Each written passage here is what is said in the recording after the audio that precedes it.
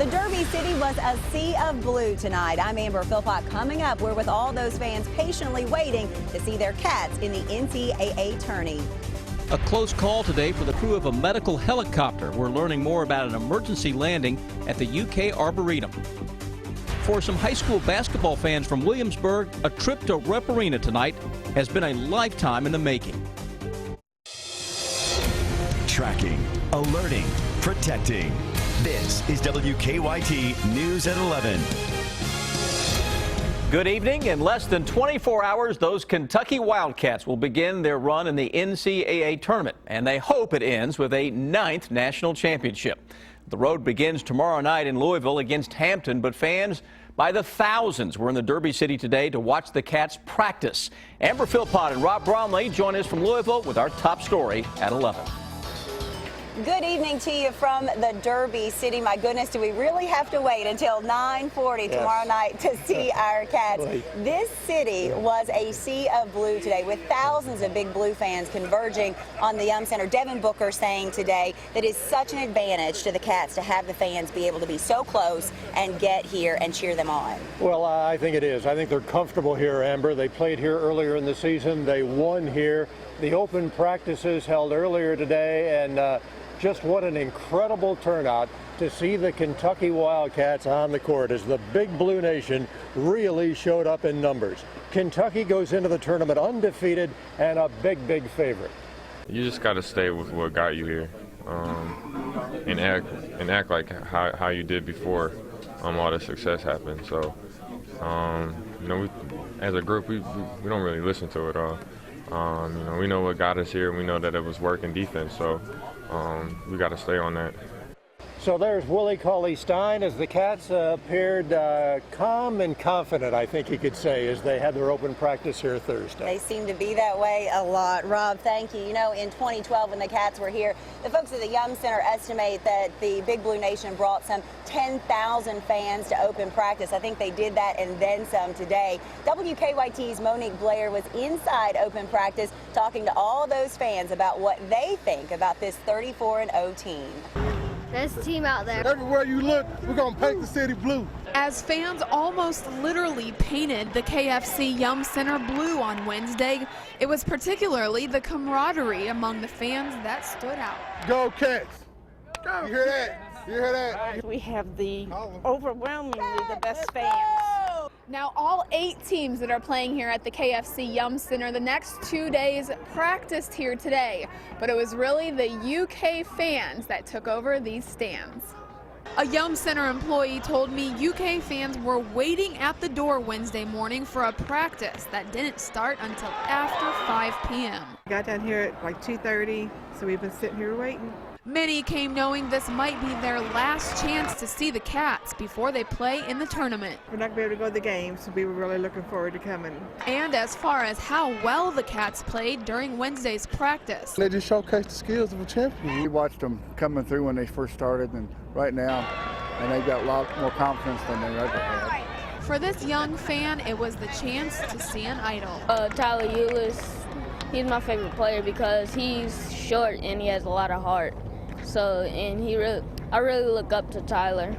The free throws and everything else was really good. One common sentiment seemed to be shared among the fans I talked to. I'm going to take the whole thing. And them to win and go all the way. Go all the way. There's no competition at all. In Louisville, Monique Blair, WKYT. Well, all those fans are certainly excited. Now, if you are one of those fans that will be making your way here to Louisville tomorrow, we cannot stress enough to leave yourself enough time to find parking. Now, for parking, there's some 11,000 spaces, the city says, and to help you find one of those spots, they have created a hashtag. It is LOU Parking, Lou Parking. Just go to that and you should be able to find in real time spaces that are available and garages that are open. So safe travels. We know the Big Blue Nation will be coming in waves here to the Derby City tomorrow. For now, that is the story in Louisville. Amber Philpott, WKYT. Thank you, Amber. And WKYT.com, you'll find a full list of NCAA tournament games along with tip times and channel listings. You'll also find information about how to enter our Hoops Hysteria bracket contest.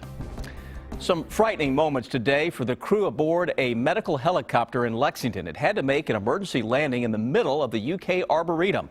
The air evac helicopter had just taken off from UK Hospital when the pilot noticed something wrong. New tonight, Garrett Weimer talked to the flight's program director about this unusual situation. For this medical helicopter from Air Evac Base 109, this open field at the Arboretum must have been a blessing. You know, you hate when this type of thing happens because it's kind of out of the norm, obviously, for an aircraft to land somewhere other than a helipad. But under these conditions, you know, you never know. UK police tell us this Air Evac medical helicopter had just taken off from UK Hospital when the pilot smelled smoke. Jackson says the pilot noticed a gauge wasn't reading correctly, so he landed the helicopter at the Arboretum as a precaution. Exactly what the pilot was supposed to do. He flew in the military for 20+ years. Excellent pilot. Knows the policy and procedure very well, knows everything about this aircraft very well. Noticed that this gauge was not functioning properly, so he followed the protocol and landed the aircraft safely. No patients were on board, and the 3 crew members were not hurt. It was less than 2 years ago a helicopter from the same base in Manchester crashed as the crew tried to land. A tragedy like that puts in perspective just how important it is to take every possible precaution. Prior to the crash, this protocol would have been followed by this pilot and all of our pilots. It's just the right thing to do. In Lexington, Garrett Weimer, WKYT. Now, maintenance crews had to check out the helicopter before it could take off again. First came some cold air, and now it looks like rain will be returning to the bluegrass tomorrow. Meteorologist Jim Caldwell joins us with an early look at the forecast. Hi, Jim. Hey, Sam. That chilly air really rolled into the area today, and it's still hanging out with us tonight. We've been showing up in the low 40s, mid 40s, and it gets a little bit worse as we progress into the overnight hours. Let's check some of those current temperatures for you.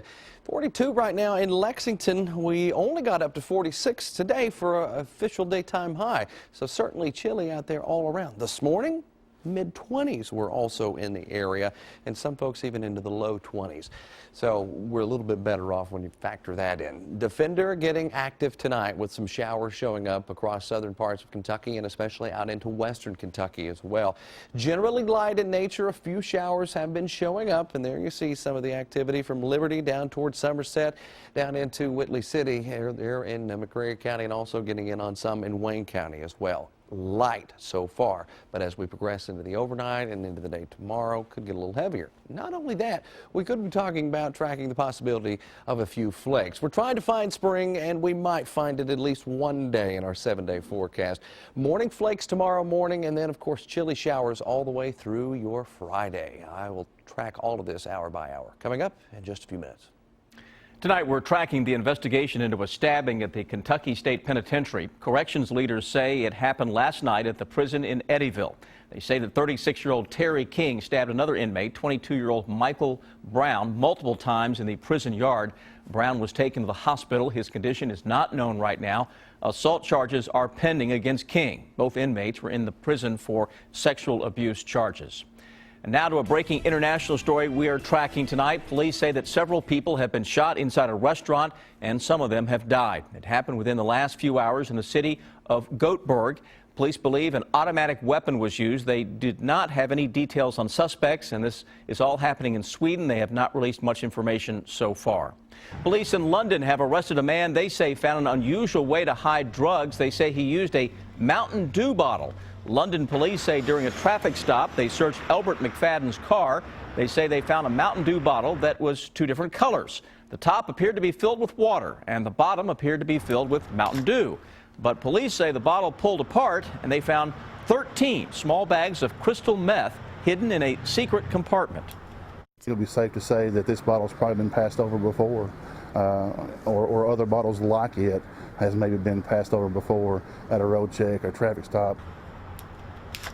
London police charged McFadden with drug trafficking. He did not want to talk to us from jail today. Tonight, for the first time in nearly 70 years, Williamsburg High School played in the boys' Sweet 16. The Yellow Jackets and their fans are making the most of it. Fans from Williamsburg packed Rupp Arena for tonight's game against Louisville Doss. Williamsburg won the 13th region, earning the team their first trip to the state tournament since 1946. One man from Williamsburg told us his son is an assistant coach for the team, and the trip to Rupp has been worth the wait. But my son started bringing him up here about 15 years ago or so, and he's always dreamed of being able to be on the court. So he's able to be on the court as a coach and support those kids.